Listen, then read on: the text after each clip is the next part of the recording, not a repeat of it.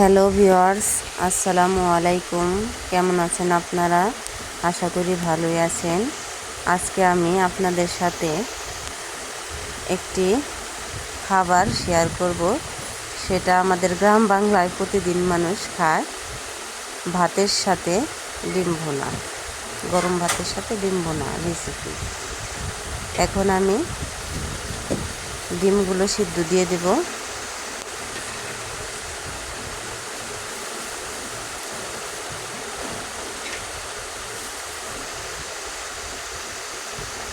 ডিমগুলো সিদ্ধ দিয়ে দিলাম।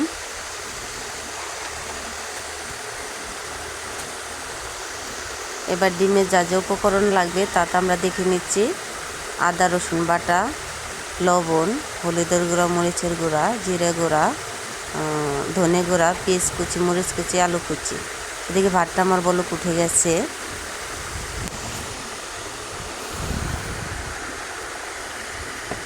ভাতটা একটু ঢেকে দেব। এদিকে ডিম ভালো মতো সিদ্ধ হওয়ার জন্য ঢাকনা দিয়ে ঢেকে দেব।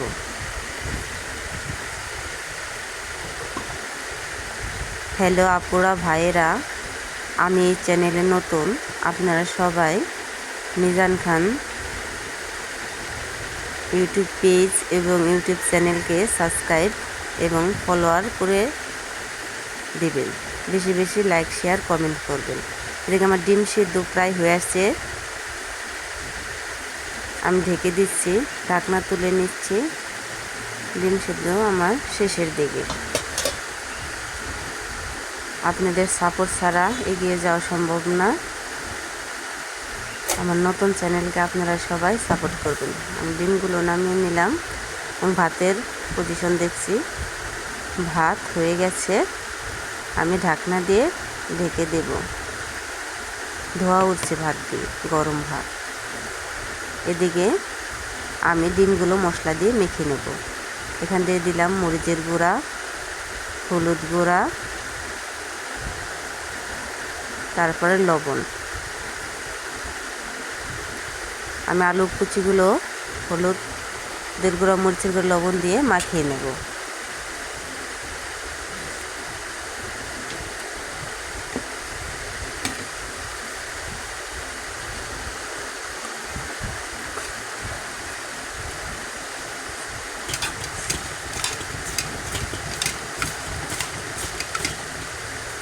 আমি এবার চুলায় কড়াইটা বসিয়ে দিব, গ্যাসটা অন করে দেব।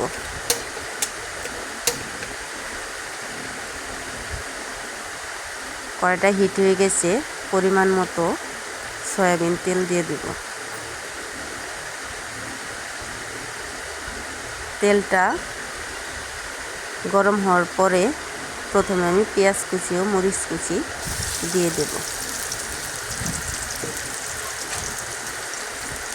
এরপর চামচ দিয়ে নাড়াচাড়া করে ব্রাউন কালার করে ভেজে নেব।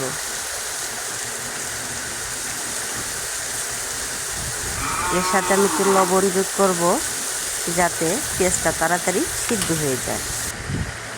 আমি আর একটু নাড়াচাড়া দিয়ে ঢাকনা দিয়ে ঢেকে রাখবো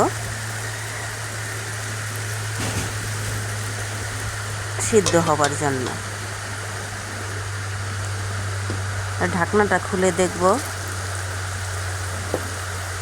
পেঁয়াজ আর একটু হবে। আমি আর একটু নাড়াচাড়া দিয়ে ঢাকনা দিয়ে আবারও 2 মিনিটের জন্য ঢেকে দেব।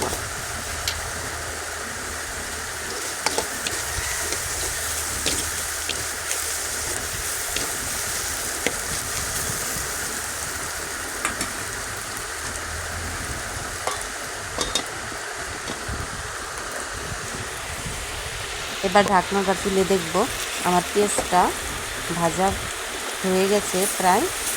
আমি আস্তে আস্তে সব মশলাগুলো অ্যাড করব। আমি গ্রামের মেয়ে, সাধারণভাবেই রান্না করার চেষ্টা করব, এত মশলা অ্যাড করব না।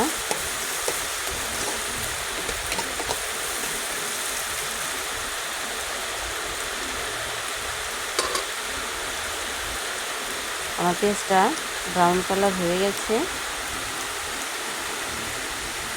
এখন দিয়ে দিলাম হলুদের গুঁড়া, তারপরে দিয়ে দিব মরিচের গুঁড়া, তারপরে দিয়ে দিব ধনে গুঁড়া। মশলাটা নিচের দিকে হালকা পোড়া পোড়া হয়ে আসছে, এর জন্য আমি একটু নেড়ে দেব। এরপর আমি দিয়ে দিব জিরা গুঁড়া,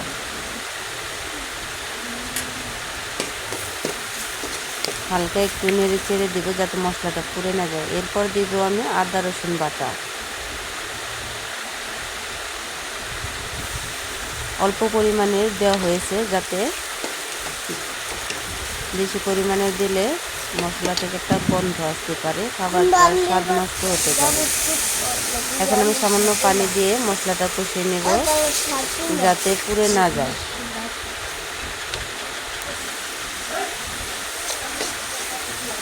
এখন আমি নাড়াচাড়া দিয়ে মশলাটা ভালো করে কষিয়ে নিচ্ছি। এখন আমি এখান দিয়ে দিচ্ছি কাটা আলু কুচি মাখিয়ে রাখা, আর এর সাথে মাখিয়ে রাখা ডিমগুলোও আমি দিয়ে দেব। তারপর আমি ভালো করে কষিয়ে নেব।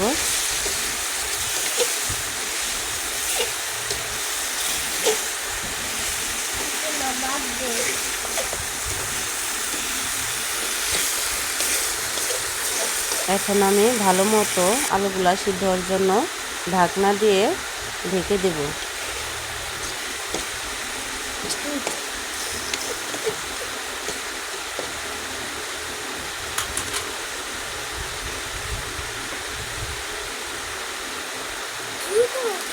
ঢাকনা খুলে দেখব আলুগুলো আর ডিমগুলো কষানো হলো কিনা।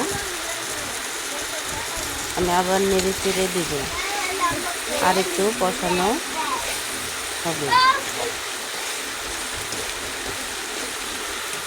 এবার আমি আবারও ঢাকনা দিয়ে ঢেকে রাখব।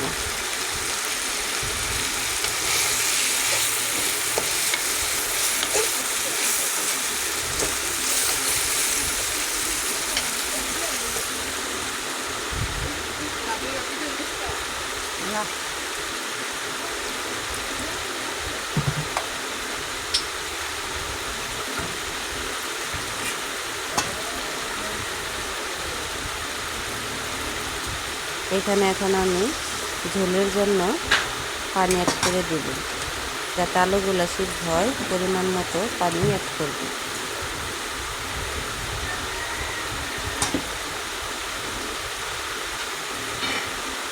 এবার আমি ঢাকনা দিয়ে ঢেকে রাখবো আলুগুলো সিদ্ধ হওয়া পর্যন্ত।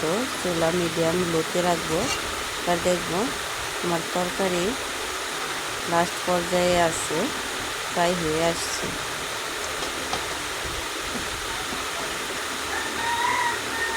এবার আমি তরকারিটা এখনো হওয়ার বাকি আছে, আর একটু হবে। আমার একটু ঢেকে দিলাম, ঢাকনা তুলে দেখলাম কী অবস্থায় আছে তরকারিটা। একটু নেড়ে চেড়ে দেবো। তরকারিটা হয়ে গেছে, আমি আর একটু চুলাটা লোহিতে রাখবো।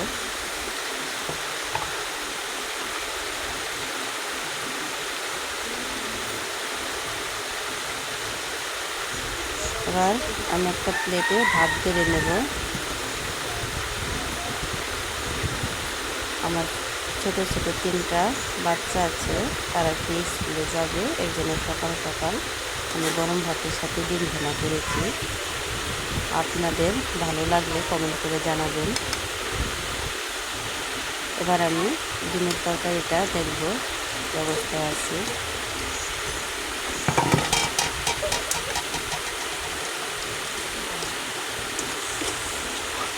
তরকারিটা হয়ে গেছে। এখন আমি একটা ডিম তুলে নেব। গরম ধোয়া বের হচ্ছে, সাদা তুলতুলে ভাতের সাথে ডিম বোনা রেসিপিটা কেমন হলো আপনারা কমেন্ট করে অবশ্যই জানাবেন। দর্শক ভালো থাকবেন। আসসালামু আলাইকুম।